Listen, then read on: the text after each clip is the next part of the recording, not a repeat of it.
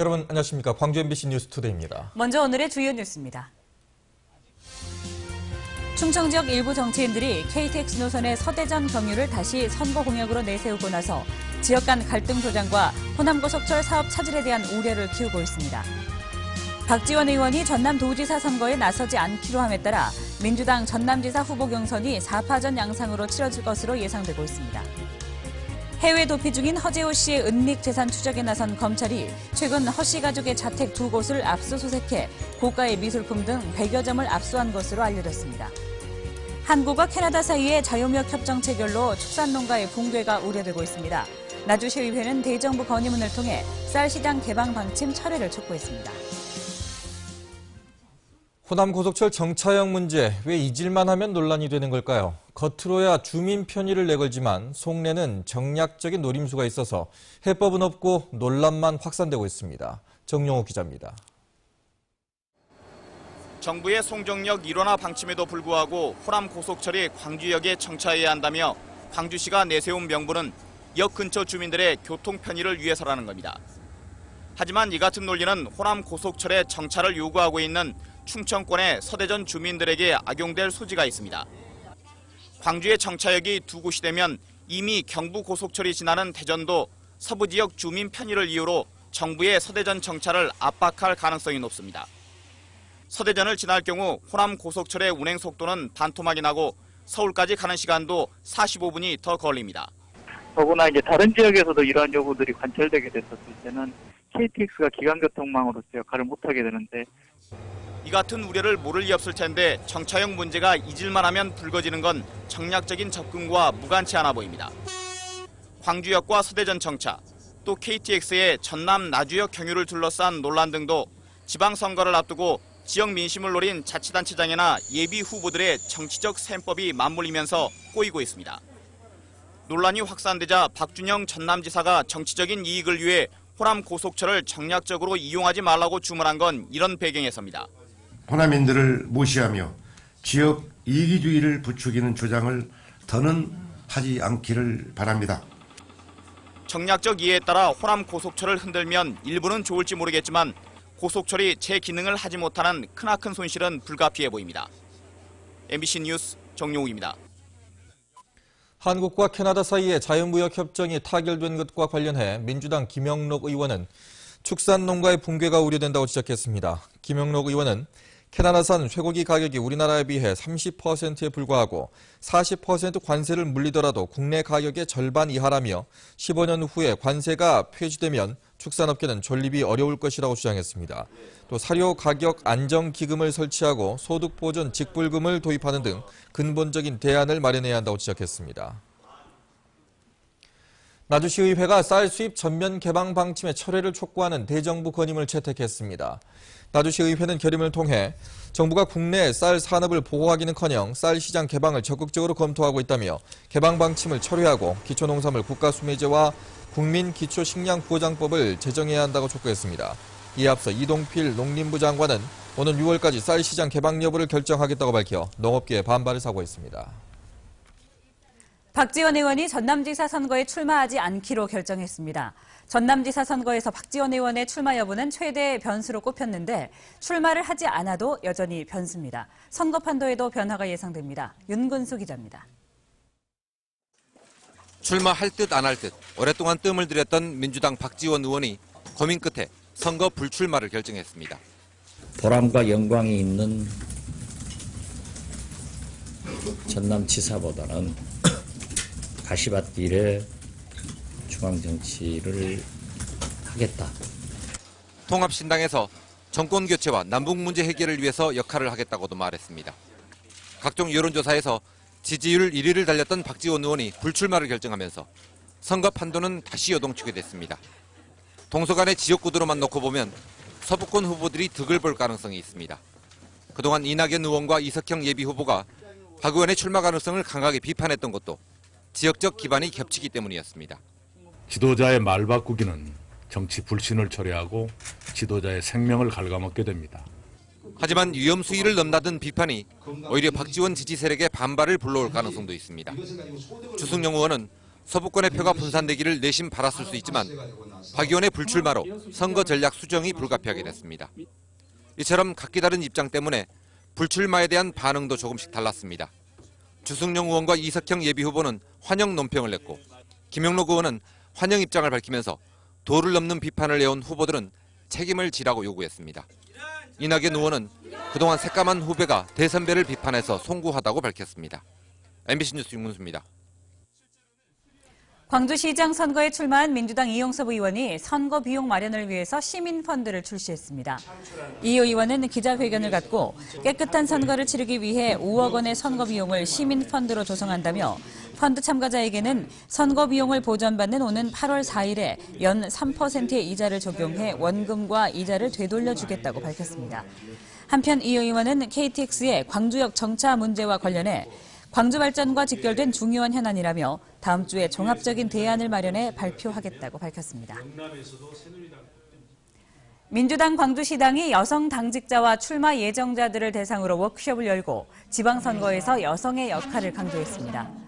이번 워크숍에서 민주당 박영선 의원과 박혜자 최고위원은 특강을 통해 여성 정치인으로 성장하기 위한 노하우를 전했고 여성 참가자들은 30% 여성 의무 공천이 통합신당에서도 반드시 승계돼야 한다고 주문했습니다. 13일부터 이동통신 3사에 대한 영업정지가 시작됩니다. 시장 교란을 막기 위해 불가피했다지만 불똥이 엉뚱하게도 영세 판매점들에 튀어서 폐업도 속출하고 있습니다. 이재원 기자입니다. 이동통신 대리점과 판매점이 질비하게 늘어선 한 대학가. 영업정지를 앞두고 막바지 손님 끌어들이기에 한창입니다. 하지만 보조금이 크게 줄어든 탓인지 찾는 사람의 발길도 뚝 끊겼습니다. 지금 마지막 초기가 대박이 있었습니다. 문제는 이동통신 3사가 영업정지에 들어가는 기간입니다. 이동통신 3사가 순차적으로 영업정지에 들어가는 5월 19일까지는 신규 가입과 기기 변경이 일체 금지됩니다. 가지고를 먹여야지. 이거는 다 우리들 죽으라는 거고 전자들도 막 죽으려고 했는데. 그나마 이동통신 3사로부터 가입 고객의 요금에서 매달 일정액을 지원받는 대리점은 사정이 났습니다. 핸드폰 판매 수수료에만 전적으로 의지해야 하는 영세 판매점들은 영업 정지 기간 동안 사실상 휴업을 해야 할 형편입니다. 이 때문에 폐업하는 판매점들도 속출하고 있습니다. 직장인도 한두 달 월급 안 나오면 힘들잖아요.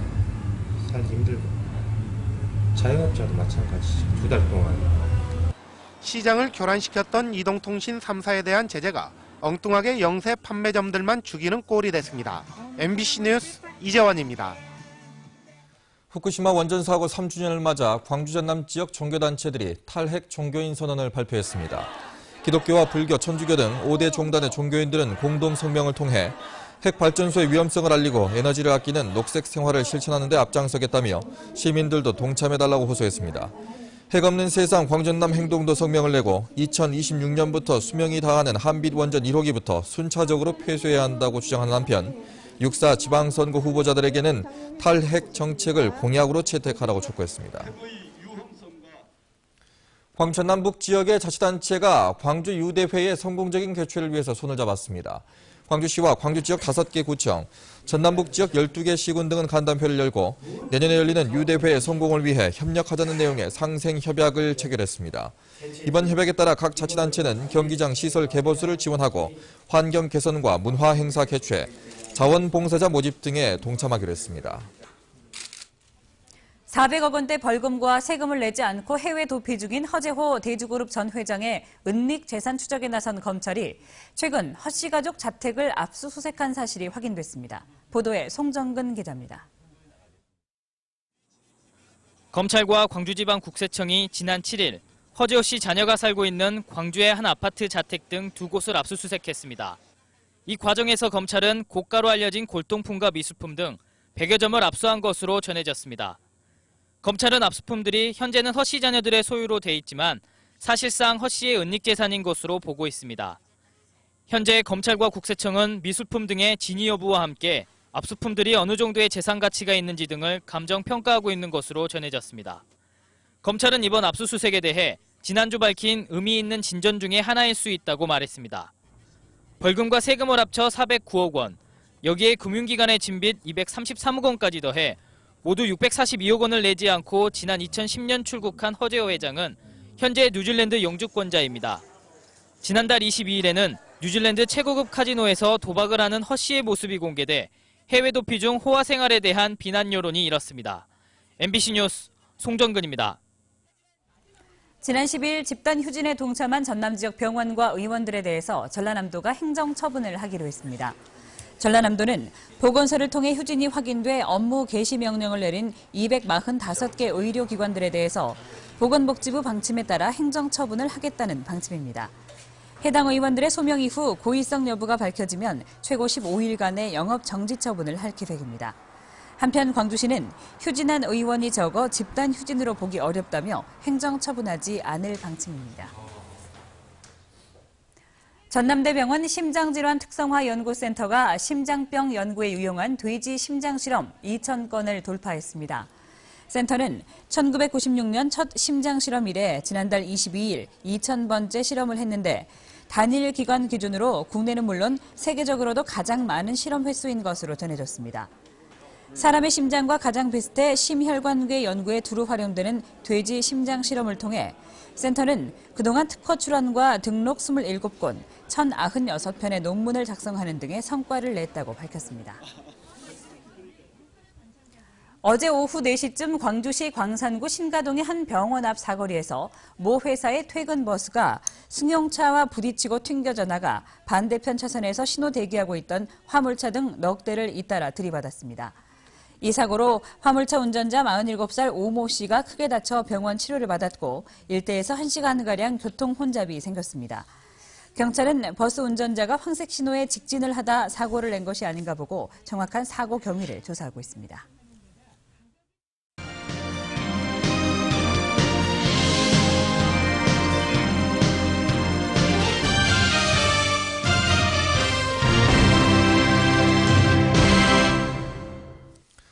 고인을 기리는 장례 조화가 재활용되고 있다는 사실 알고 계셨습니까?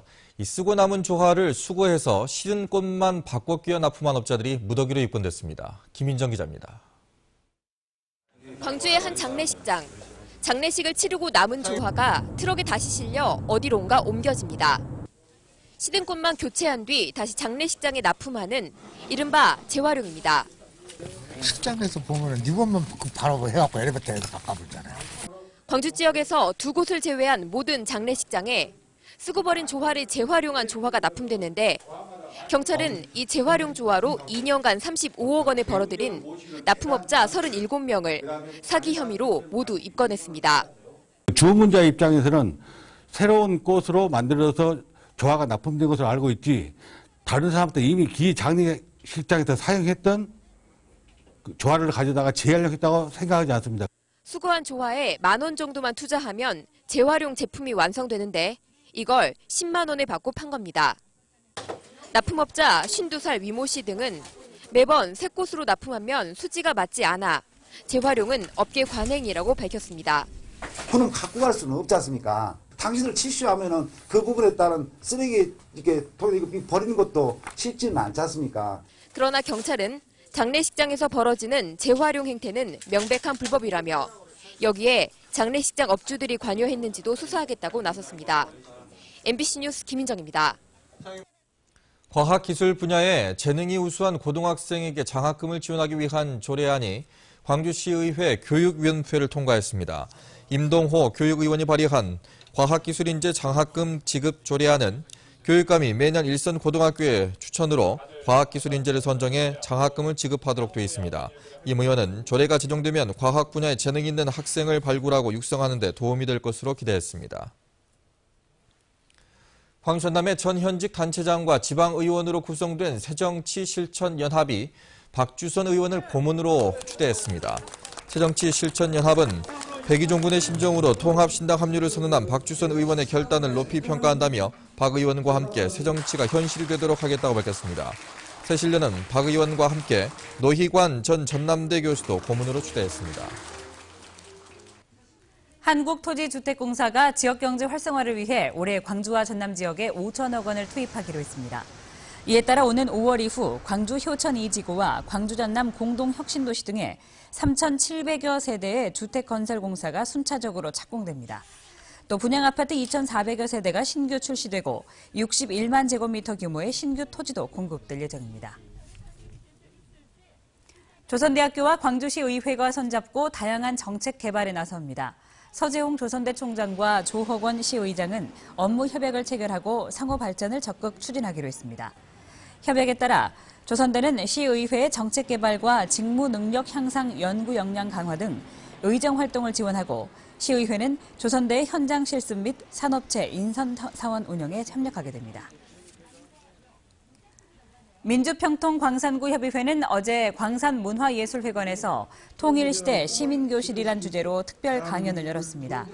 이번 강연에서는 한국민주평통 상임위원이 나서 젊은 나이에 동서화합과 남북평화운동을 실천하게 된 계기를 설명하고 참석자들과 함께 통일 골든벨 행사를 가졌습니다.